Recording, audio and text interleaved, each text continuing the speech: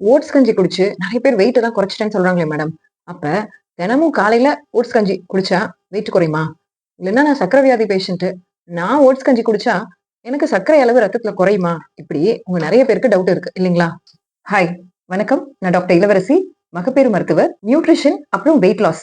இதுல எனக்கு இன்ட்ரெஸ்ட் இருக்கிறதுனால இத பத்தி நிறைய வீடியோஸ் நான் போடுறேன். உணவே சிறந்த மருந்து அப்படின்னு நான் நினைக்கிறேன். நீங்களும் அந்த மாதிரி நினைச்சா என்ன ஃபாலோ பண்ணுங்க. ஓட்ஸ் அப்படிங்கிறது ஒரு தானியம். அதாவது அரிசி, கோதுமை, மத்த சிறுதானியங்கள் இந்த மாதிரி ஓட்ஸ்ங்கிறது ஒரு தானியம். இந்த மாதிரி ஓட்ஸ் சாப்பிடுறது வந்து எப்படி நம்மளோட புழக்கத்துக்கு வந்துச்சு அப்படிங்கிற ஒரு இன்ட்ரெஸ்டிங்கான கதையை நம்ம தெரிஞ்சுக்கலாம். அதாவது 200 வருஷத்துக்கு முன்னாடி இத பண்ணையில உள்ள குதிரைகளுக்காக கொடுத்திருக்காங்க. குதிரைக்கு கொடுக்கப்பட்ட தானியம் தான் இந்த ஓட்ஸ். அப்பெல்லாம் வந்து இது வந்து டேஸ்டே வந்து மண்ணு மாதிரி இருக்கும்பா அப்படின்னு சொல்லிட்டு மனுஷங்க எல்லாம் சாப்பிட்டது கிடையாது. பண்ணையில வளர்த்த குதிரைங்க, அந்த மாதிரி பண்ணையில உள்ள மிருகங்களுக்கு தான் இதை ஒரு தானியமா கொடுத்திருக்காங்க. ஸ்காட்லாந்து அப்படிங்கிற ஊர்ல தான் முதல்ல மனுஷங்க இதை சாப்பிட ஆரம்பிச்சாங்க. இதை வந்து இங்கிலீஷ்காரங்க கிண்டல் கூட பண்ணிருக்காங்க. எங்க ஊர்ல நாங்க வந்து பண்ணையில உள்ள குதிரைக்கு கொடுக்குற தானியத்தை போய் அங்க உள்ள மனுஷங்க சாப்பிட்டுட்டு இருக்காங்க அப்படின்னு இங்கிலீஷ்காரங்களோட டிக்ஷனரியில ஓட்ஸை பத்தி எழுதும்போது ஸ்காட்லாந்து மக்கள் இந்த மாதிரி கிண்டல் கூட பண்ணி எழுதியிருக்காங்க.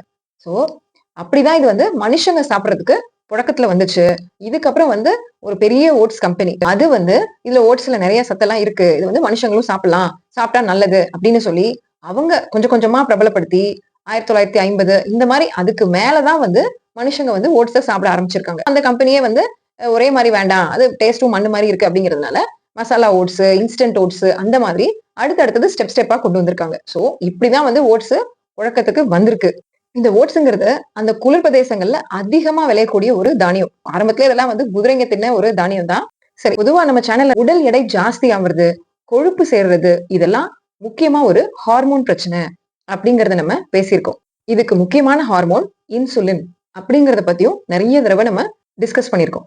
சோ ஓட்ஸ்ல வந்து மாவு சத்து எவ்வளவு இருக்கு அப்படின்னு தெரிஞ்சுக்கிட்டோம்னா அது நம்ம உடம்புல உள்ள இன்சுலினை குறைக்குமா, சர்க்கரை அளவை குறைக்குமா அப்படிங்கறத நம்ம புரிஞ்சுக்கலாம். சோ ஒரு 100 கிராம் ஓட்ஸ்ல கிட்டத்தட்ட 66 கிராம் மாவுச்சத்து இருக்கு. இப்படி மொட்டையா சொன்னா எங்களுக்கு புரியல மேடம், ஏதாவது ஒண்ணு 2 விஷயத்தோட கம்பேர் பண்ணி சொல்லுங்க, அப்பதான் எங்களுக்கு புரிஞ்சுக்க ஈஸியா இருக்கும் அப்படின்னா, நம்ம அடிக்கடி சாப்பிடுற ரைஸ், கோதுமை, சிறுதானியங்கள் இதோட கம்பேர் பண்ணி பார்க்கலாம்.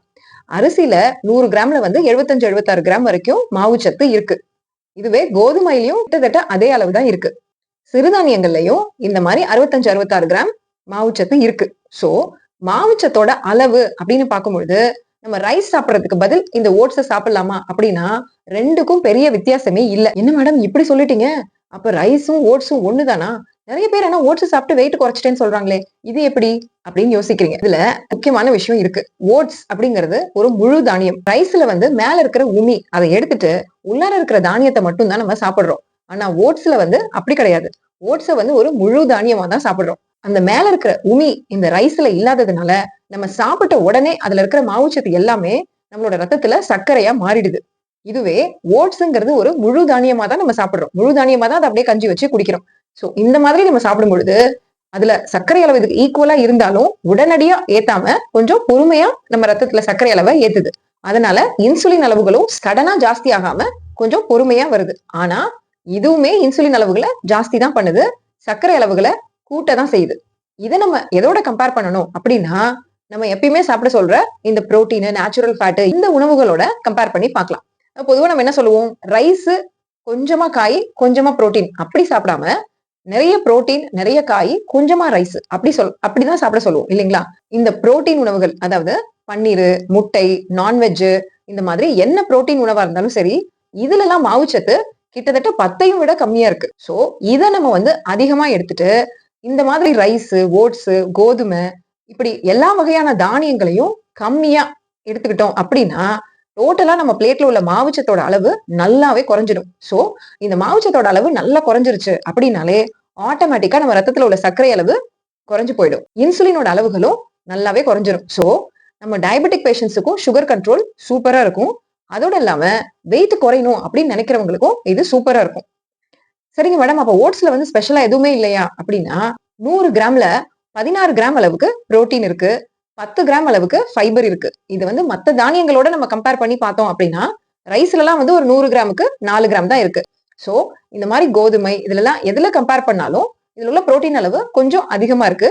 அதே மாதிரி ஃபைபர் அளவும் இதுல கொஞ்சம் அதிகமா இருக்கு ஓட்ஸ்ல. அதுலயும் முக்கியமா இதுல இருக்கிற ஃபைபர் அதுக்கு பேர் வந்து பீட்டா குளுக்கன். இந்த பீட்டா குளுக்கனுங்கிறது ஓட்ஸ்ல மட்டும்தான் இருக்கு. வேற எந்த தானியத்திலயும் இல்ல அப்படின்னு சொல்லியிருக்காங்க. இந்த பீட்டா குளுக்கன் இதோட ஸ்பெஷாலிட்டி என்ன அப்படின்னா, நம்மளோட நம்மளோட ரத்தத்துல எல்டிஎல் அப்படின்னு சொல்லக்கூடிய கொலஸ்ட்ரால வந்து இது வந்து குறைக்குது அப்படின்னு சொல்லியிருக்காங்க. பட் பெருசா ஒண்ணும் இது குறைக்கிறது இல்ல. ஒரு 7, 8 பாயிண்ட் அந்த மாரி தான் குறைக்குது. பட் இது வந்து குறைக்குது அப்படின்னு நெறைய ஆராய்ச்சியில இத பத்தி ஸ்பெஷலா சொல்லியிருக்காங்க. சரிங்க மேடம், இப்ப நீங்க புரோட்டீன்லாம் சாப்பிட சொன்னீங்க. அப்போ ஓட்ஸ்லயே வந்து 16 கிராம் புரோட்டீன் இருக்கு. அப்ப நம்ம ஏன் அத சாப்பிடக்கூடாது? மத்த தானியங்கள் எல்லாம் அவ்வளவு இல்ல. இதுல அவ்வளவு இருக்கே. இத நம்ம சாப்பிடலாமே அப்படின்னா, இதுல மாவுச்சத்தும் அதிகமா வருது. ஒரு உணவ சாப்பிடும் பொழுது அதுல மாவுச்சத்து எவ்வளவு இருக்கு அப்படிங்கிறத நம்ம ரொம்ப முக்கியமா பார்க்கணும். சோ மாவுச்சத்தும் இதுல அதிகம் இருக்கிறதுனால இத நீங்க சாப்பிடுங்க. நான் வேணான்னு சொல்லல. பட் மாவுச்சத்து கம்மியா இருக்கிற புரோட்டீன் உணவுகள். நான் ஏற்கனவே சொன்ன மாரி இந்த பன்னீரு, நான்வெஜ், முட்டை இந்த மாரி புரோட்டீன் உணவுகள் நெறைய எடுத்துக்கிட்டு, ஃபைபரும் காய்கறி கேரட், கொய்யா அந்த மாரி காய்கறிகள் நெறைய எடுத்துட்டு, ஒரு கிளாஸ் ஓட்ஸ் கஞ்சி அந்த மாரி வேணா நீங்க குடிக்கலாம்.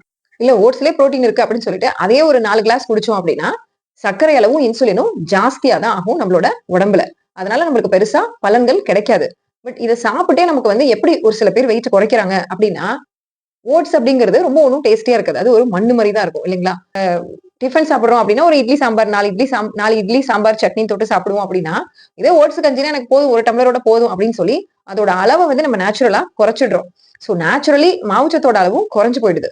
இதனால நமங்களுக்கு வந்து கொஞ்ச நாளைக்கு வெயிட் குறைஞ்ச மாதிரி இருக்கும். பட் இப்போ வந்து இதுல வந்து மசாலா ஓட்ஸ், அதிலேயே வந்து நான் வந்து ட்ரை ஃப்ரூட்ஸ், நட்ஸ் எல்லாம் போட்டு சாப்பிடுறேன். அப்புறம் வந்து oat biscuit, oat cookies, oat cake இப்படிலாம் வந்து நம்ம ஓட்ஸ்லயே விதவிதமா செய்றோம். இந்த மாதிரி அதோட மாவுச்சத்த கூட்டி அத நம்ம சாப்பிட்டோம் அப்படின்னா, அதுல இருக்கிற கொஞ்ச நெஞ்ச பலன்களும் நம்மளுக்கு கிடைக்காம போயிடும். சோ, இந்த மாதிரி செய்ய வேண்டாம்.